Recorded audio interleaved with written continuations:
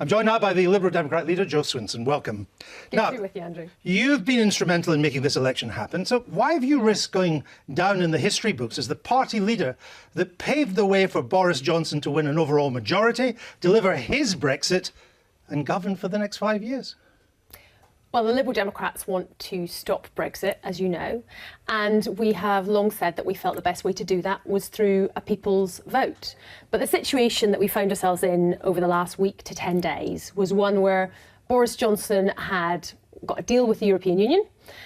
He had secured a second reading for that bill in Parliament, helped by 19 Labour MPs. And the prospect of getting a majority in Parliament for a people's vote felt more distant rather than closer. And so the best way to stop Brexit became a general election. But you've given a Tory Prime Minister the Christmas present he craved. Well, nothing is certain about this election. Oh, no, I'm not saying that, but this is what he wanted. I mean, Tony Blair, he's every bit as much a Remainer as you. He wants to reject it. He says a general election is, quote, an act of extraordinary stupidity.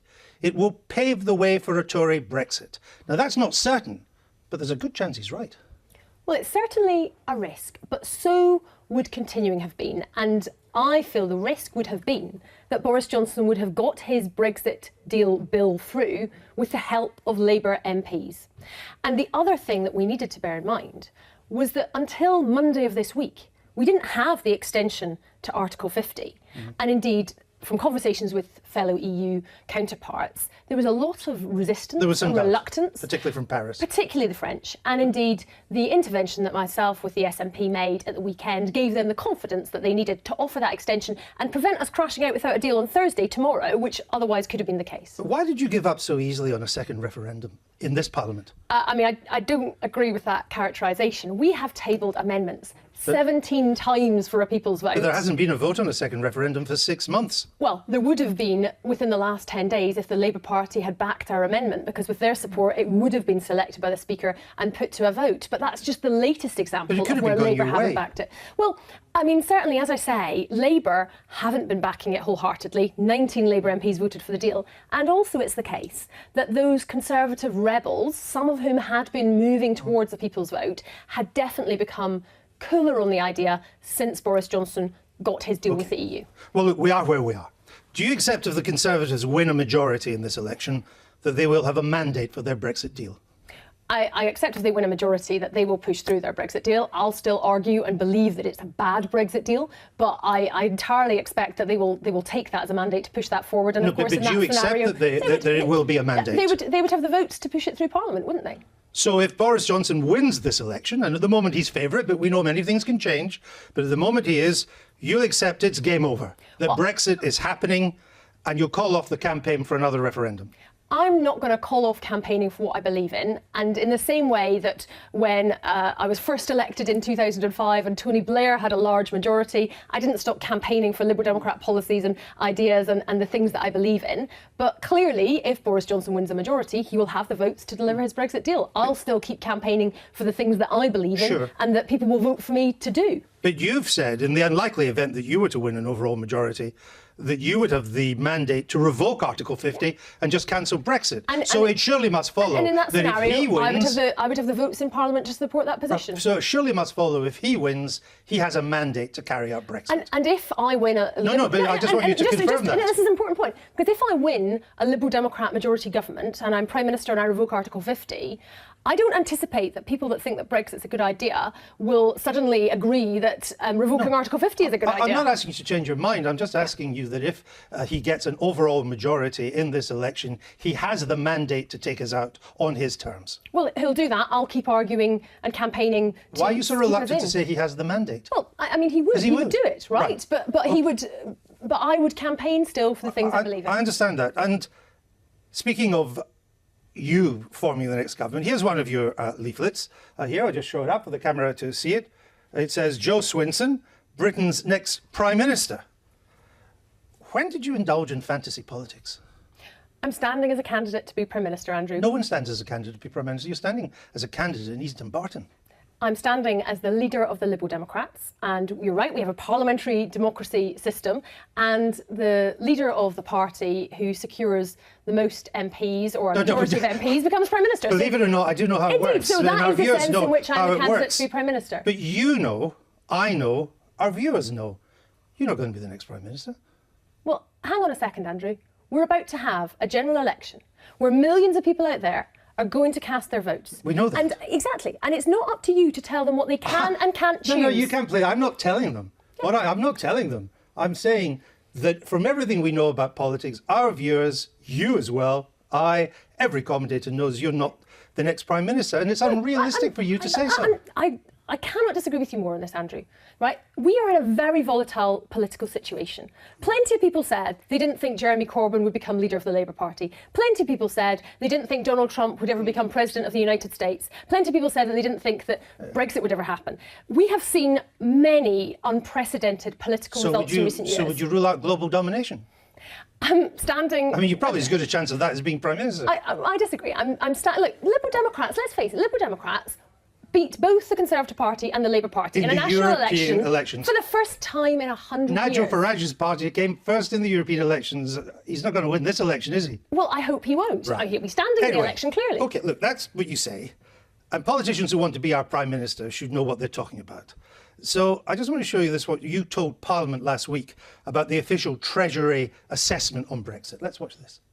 The government's own assessment in November 2018 looked at the impact of a free trade agreement arrangement on the British economy and concluded that that would mean that our economy would shrink by more than 6%, an amount which is greater than the way the economy shrank during the financial crash. So you're saying there that even with a free trade deal, Brexit would mean our economy shrinking by over 6%. And you pointed out that was bigger than the contraction in the great crash of 2008. But the Treasury didn't say that, did it? The 2018, well, first of all, I want them to publish an economic impact assessment that's about this Brexit. Matter. This has already been published. So I'm having you to go... were quoting the November 2018 Treasury assessment. So I'm having to go on... It didn't say that, did it? Well, that was what the average free trade agreement scenario was going to be. It didn't say the economy would contract by 6%, as you said there. What the Treasury assessment said, that in 15 years' time, 15 years' time, the economy would be 6% smaller with a free trade deal than if we stayed in. Yes. 6% smaller, not a 6% contraction. The economy would still grow by a lot, but not by as much if we stayed in. That's not a contraction. In real terms, it absolutely would be, because that's compared. Yes, it would. Look, in 2008, because in 2008, the British economy contracted by 6%. In other words, it was 6% smaller in 1 year. Absolutely accept it was in a different time frame. Whereas what the Treasury is saying here is we'll continue to grow over the next 15 years, but not as fast. That's not a contraction. Not at the pace to keep pace with people's standard of living and the rising prices. But it's not a contraction. It's a hit to the economy. It's a hit to the economy and where the economy would be. So would you like to correct it tonight to say that you didn't mean a 6% contraction, it was a slower growth than we would get if we stayed in?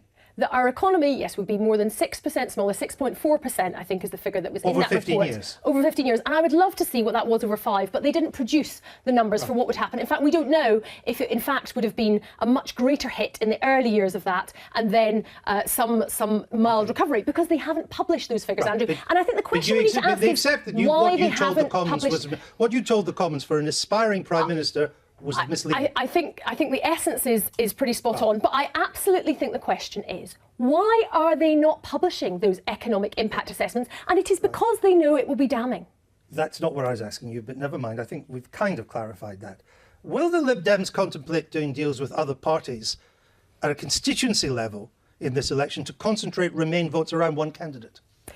We are in discussions with Plaid Cymru and the Green Party in organisation called Unite to Remain, where we have been having discussions about arrangement similar to what we did in the Brecon and Brandishire by-election. Which you won because the Welsh Nationalists, Plaid Cymru and I think the Greens too, they stood back. They stood back to stand alongside us, if you like, to say we want to elect a candidate that will be pro-Remain. So we're in discussions. What about the Scottish Nationalists? Are you discussing with them? They're not involved in these discussions. Why not? Well, clearly we agree on some elements such as stopping Brexit, but as you will well know from Scottish politics, that's not the only big and controversial constitutional issue in Scotland. And I think it's important that people have the choice to vote not only on what their preference is on Brexit, but also their views on whether Scotland remains part of the UK or not. And that is also a very important issue to many people in Scotland. But the Welsh Nationalists are now in favour of independence for Wales, just as the Scottish Nationals are in favour of independence for Scotland. So why deal with one and not the other?